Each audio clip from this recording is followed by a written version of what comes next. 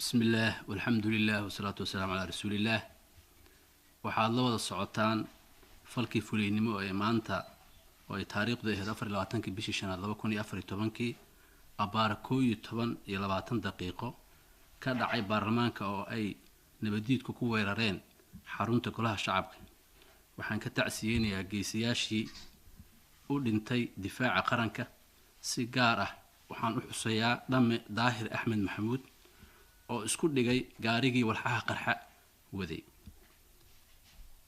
una horay naftiisa inuu badbaadiyo xildhibaanada sharafta leh ee Soomaaliyeed.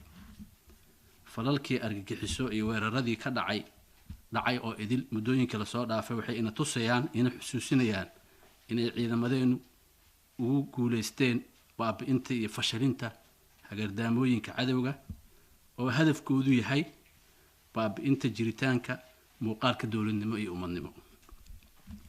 muddadii 20 bilood ahayd ee aan xilka amniga dalka hayay waxaa shaki ku jirin inay noo qabsoomeen howlo waaweyn oo waxtar u leh amniga iyo xasiloonida dalka, ayadoo xaaladda dhaqaale, siyaasadeed iyo heerka farsamo iyo qalab ee aan ku shaqaynaynaba aysan marnaba u dhigmin ka hortagga qorshayaalka nooca cadow ee aan la dirirayn.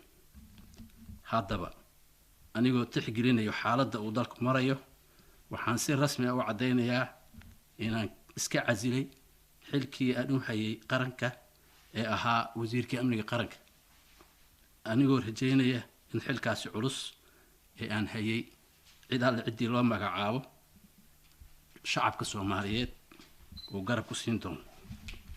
gabagabadii waxaan u mahadcelinayaa dhammaan hay'adihii amniga, shacabka Soomaaliyeed iyo cid kasta ee gacan igu siisay gudashada xilkayga muddadii aan xilka hayay.